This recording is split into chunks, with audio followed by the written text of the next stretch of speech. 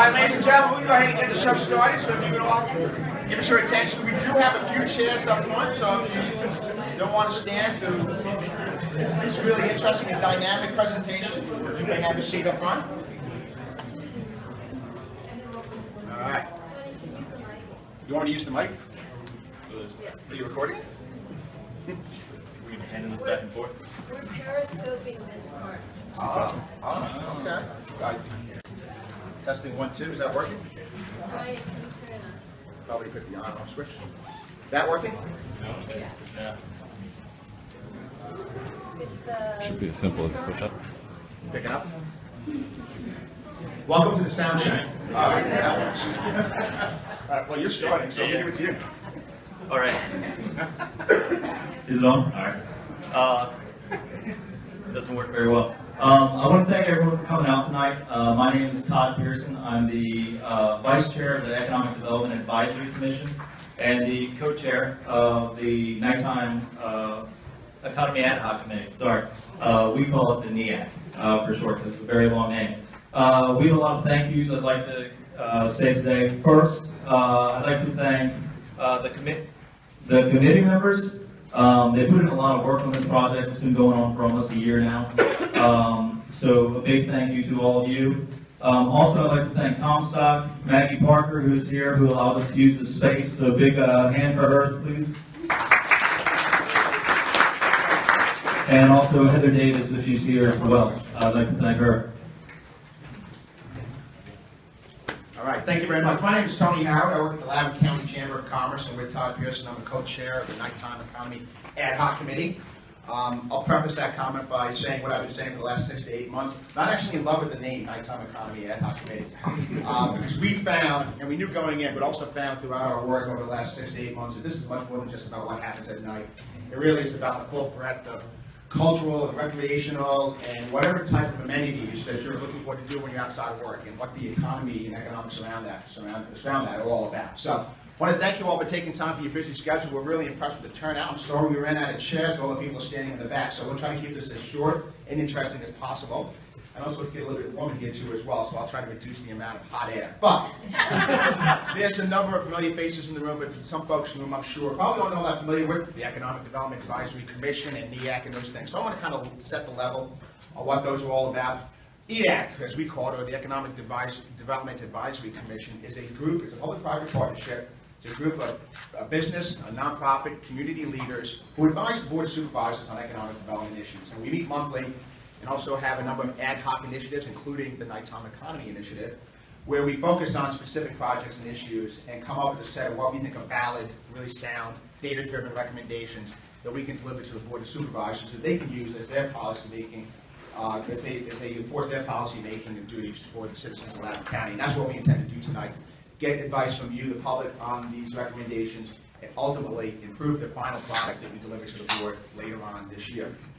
The Nighttime Economy Committee, as Todd said, I want to echo his comments. We had a total roster of about 60 folks, probably a core group of 40 or 45 folks who really poured themselves into this initiative. They worked their tails off on 7 separate committees that we'll talk about in a minute. Did a lot of hard work, had a lot of meetings, spoke to a lot of subject matter experts. There's an untold number of folks who made contributions to these recommendations through the work of our committees, and I just want to echo the comments, particularly the chairs. They really gave a lot of volunteer sweat equity to this project, and I say thank you to them, because I think they are the reason why this set of recommendations are as solid as they are. Oh, and I have to do some VIP recognition. I almost missed that part. So we are joined by members of the Board of Supervisors, so I'd like to recognize them one by one, as well as some other VIPs. I'd like to start by recognizing the chairwoman of the board of the Loudoun County Board of Supervisors, the Honorable Phyllis Randall. Her colleague on the Board of Supervisors representing the Sterling District, Supervisor Corinne Sains. I believe we have the staff aide from Supervisor Ron Meyer's office. It's Robbie Clancher. Robbie, where you at? Also should mention too as well that Phyllis' Chief of Staff is here tonight as well, Janine Arnett. Janine, there she is.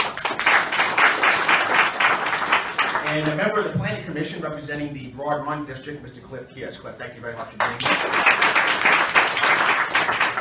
As well as the former chairman of the Loudoun County Board of Supervisors, Mr. Scott York. Scott, thank you very much. I everyone thinks they're a VIP in their own mind, but are there any other elected officials or county officials or other folks that we should recognize at this time that I might have missed? Very good. Thank you so much. We can get back over to you, Todd. Need the mic. You need the mic. Go ahead, you can change the slide. All right, I'd like to start off first with just some good news about the county. Everyone knows Loudoun County is a great place to live and a great place to be. So just some key stats here. Unemployment rate of 4.5, poverty rate of 3.6. It's tops in the U.S. as far as the happiness index. 26 companies on Inc. magazine's 5,000 fastest growing companies, and $1.4 billion in commercial investment between 2014 and 2015. We have a median income of $119,000 a year and maintain a AAA bond rating from the rating agencies. Okay, very good. So, as Todd pointed out, Loudoun County is doing exceptionally well. We've developed very well over the last several decades, and we probably continue to do very well for ourselves too, so on the same track we're on. But what we're seeing out in the marketplace and out in the economy is that there's essentially two twin cultural shifts or trends that we think Loudoun County is going to need to accommodate if we want to be as competitive as possible against our peer set, both regionally and across the country. And I'm going to talk about the first one of those, and there's information up there, and you'll see it in your slide too as well, but the move or the shift towards urban walkable environments. So many Loudoun County communities have been very successful. They've been focused on mostly single-family homes, so they're separate and apart from other uses, say retail, say office, say other types of uses, especially commercial uses. And what you're seeing, and many of you probably see this too as well in the marketplace, there's been a shift. And by shift, I mean people, shoppers, and commercial investment towards, is this working at all anymore? No. Thank you. A shift towards urban walkable environments. And by that, we mean, yes, the cities, but also places like Tyson's Corner and like Ruston and the Rosslyn-Boston corridor. I heard a stat from the Director of Economic Development here in Loudoun County the other day. Roughly 95%, between 80 and 95% of all of the deals, dollar-buying deals, real estate deals, in the last several years have been within a half a mile or three-quarters of a mile. Three-quarters of a mile of a metro station. So what we're finding here is that the wisdom of the previous board's decision to get Loudoun County into the game as it relates to Metro was an extremely wise and really profound decision, because not only is Metro a game changer, it's increasingly becoming the only game in town. And so that's where the money's going, that's where the people are going, that's where the workforce is going. And at its root, this Nighttime Economy Ad-Hoc Committee is an effort focused on workforce. And so what is Loudoun County doing to accommodate that first cultural and demographic shift? And I'm tired to talk about the other one, please. Yep. So shift in the workforce is something that is very apparent now. In 2015, millennials became the majority of the workforce. By 2030, millennials will make up 75% of the workforce. Now, so what does that mean? Well, there is a large corporation out there right now that many of you may have heard of, Marriott, that is looking for a new location, new headquarters. And Arnie Sorensen, the CEO, said, in order to attract the best talent, I need a location that will appeal to young workers. And I've had the opportunity to actually meet with Marriott. They are very focused on how can they maintain that workforce, and they want to be where the millennials want to be. So it's a very big issue. James Corliss, Director of Transportation for America. The talented young workforce that everyone is trying to recruit expects to live in places where they can find walkable neighborhoods. Providing those travel and living options will be the key to future economic success. So this is a very important issue. It's about workforce. It's about attracting businesses to our county. Good. So I've already made this point, but so what? Who cares what I think? Loudoun County is going to have to accommodate the shift and should be working and moving towards accommodating more urban walkable environments. But more important than just our opinion, Todd's and ours, as you mentioned, Arnie Sorensen is, they're looking at moving, and they're looking at Metro, and they're looking at more urban walkable environments. It doesn't necessarily mean, he's saying they could be in the suburbs. Absolutely can be in the suburbs. We'd love to be here in Loudoun County. But it's going to have to be urban walkable and Metro accessible. And the next slide, I think, is a profound one. Some of you may know this, but a lot of Loudoun County's plans are predicated on something called keynote employment, or generally speaking, office parks like what you see at Raytheon, AOL, or Verizon, and things of that nature. And Chris Lineberger, who is probably the most well-respected, recognized expert on new urbanism in the country, he works at GW. I follow hell yeah. There you go. Works at George Washington University, and he had the quote, they took it off the screen already, but in his opinion, office parks are dead. It's not where you're seeing action anymore. Folks are looking for, we're talking about workforce, and so employers are looking for amenity-rich environments, other things to do besides sit at your desk. So a recent survey done by the American Planning Association, which was roughly half millennials and half empty nesters, found that it's not just millennials that are looking for this. Common trends among both millennials and baby boomers, they're looking for connection versus isolation. People want to live near each other now. They want that connection. Sustainability versus consumption. They want to find ways to protect the environment and to be sustainable. They're looking for experience versus materialism. It's not all about having the biggest house and having as many things as they want. They want to have experiences in their life. Authenticity versus scale is something that's very important, and information versus stuff. It's not about getting stuff, it's about having information and things being accessible. The last one, recreation versus innovation. How many people here know what innovation is? All right, I didn't either, so that's good. I went to a presentation by Monty Hoffman. I had no clue what it meant. Recreation is something that adds to vitality. You're going out, you're doing things, and it gives you energy. Innovation is something that takes away from your vitality. It takes away your energy. And he equated that to mowing your lawn and taking care of your house. People are looking to move into areas where, hey, it's not a common area, and it's taken care of by other people. I just get to use it and enjoy it. So these are trends among both millennials and baby boomers. Yes, absolutely. So I told you before, go at the AAd-Hoc, the Economic Development Advisory Commission's role is. Members of the commission, we're starting to see these trends, have been seeing these trends in the marketplace, not just in Northern Virginia and DC. This is actually a nationwide trend, and perhaps even beyond nationwide. And so we decided, so I'm a member of the commission, as is Todd, that we should probably focus on this as it relates to Loudoun. So we went to the Board of Supervisors and asked for the ad-hoc committee to be formed around the nighttime economy, and they gave us that approval. And so we started that process about, I think it was approved May of last year, so we've been at this for about 9-10 months so far. So next slide, the committee structure. So as we said, Tony and I are the co-chairs of the committee, but we have divided into 7 subcommittees that each have their own chair, who you'll meet later tonight. They are entertainment, public space and amenities, housing diversity, affordability, transportation, public safety, compliance, and economic development and initiatives. And we didn't just pull these out of the sky and come up with them on ourselves. It's the Responsible Hospitality Institute's keys to nighttime economy. So that's where they came from. And these groups met, they researched, they had interviews with county staff and other individuals in each one of these realms. They looked at best practices. They had other experts come in and give presentations. And based along those lines, they came up with draft recommendations. And instead of just going out in a box and coming up with recommendations ourselves, this is the next step, to bring these recommendations to the public and to understand and get your feedback so that we can incorporate that in to these recommendations. Good. And the entire purpose of tonight's endeavor is for you to have the opportunity to meet with the chairs of each of those 7 subcommittees. You'll see that there are stations all around. You probably already noticed them. After our talk here, you'll have an opportunity to go up there and meet with each of those subcommittee chairs, learn more about what it is. There's more details inside the actual item that was presented on the chamber website, county's website. Ask them questions about their recommendations and maybe make some suggestions too as well for things that you think could be added to improve before we present them to the Board of Supervisors. So I'm going to begin with the Compliance Committee, and give a shout out to Brett George. We're so crowded, he has to be in the side room. Brett, why don't you wave your hand? And is your station set up out there? I think it's right there. So if you have any questions, you want to talk to Brent about the Compliance Subcommittee's recommendations. They focus on and this is definitely the Reader's Digest version, so forgive me, Brent, we did have to shorten this, but they focused on special events.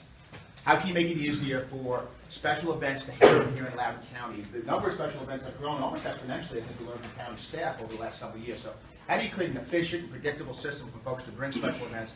Because those are economic drivers in their own right. Whether it's a small 5K race or a 3-day festival or anything in between, these can be economic drivers. How do you improve that process? And how do you communicate that to the public? And then partnerships with law enforcement is absolutely essential.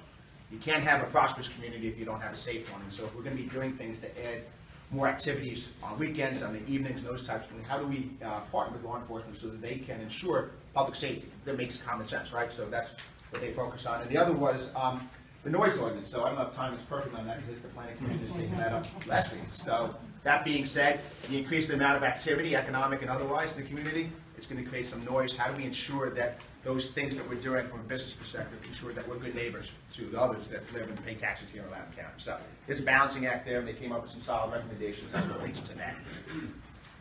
Next, economic development initiatives and incentives. The subcommittee here really looked at ways and made recommendations about creating an environment where government and private sectors can collaborate as partners to achieve our economic development goals. So this is looking at public-private partnerships. How can we work together? Oftentimes, we're kind of in silos trying to achieve the same thing. So let's come together and find a way to work together. The second item they looked at is allowing more flexibility in the development process. Looking at mixed-use centers, these are very, very long, large, complicated investments, and they're very hard to get done. So how can you allow the flexibility to allow it to happen? You can't just create rules and expect everyone to, it's a hard line, it's very gray, and you need to have the flexibility to make things happen. Very good. Thank you. All right, next subcommittee is the entertainment. I'd like Beth Erickson and Christine to raise your hands. This is going to be a popular one, I assume. So you want to go ahead and see Beth and Chris if you have any questions or if you want to make some contributions to their recommendations, which were far more rich than what we have up here. Again, Reader's Digest version, but some of the things they focused on was the government process and how do you make it more efficient and easier for opening and operating an entertainment type business here in Loudoun County. They're unique. They're not like almost any other businesses. So some of the demands and other things associated with those businesses are going to be very specific. And so how do you accommodate that from a government perspective? The other one is to create a strategic public-private partnership to market the great options we already have here. Loudoun County is very fortunate, especially I think in recent years, to add on some really fantastic dining and entertainment options. How do we do a better job of marketing them and marketing them throughout the day and throughout the week too as well? So one of the ways we do the market both internally as well as externally so that they can get more traction. And then they also recommended the county take another look, because I believe it has been done before, at the value of creating arts and cultural entertainment districts, AADs, correct? Arts, cultural, and entertainment districts here in the county. What would be the benefits and the value add from doing such a thing? And so those are some amongst their recommendations. Next, housing diversity and affordability, which will be in the back over here. They really looked at prioritizing housing diversity and affordability as a strategic objective for the Board of Supervisors and county staff. And this is looking at affordability, but it's also looking at the diversity of housing, so the types of housing that are coming in. We have a lot of single-family homes and townhomes.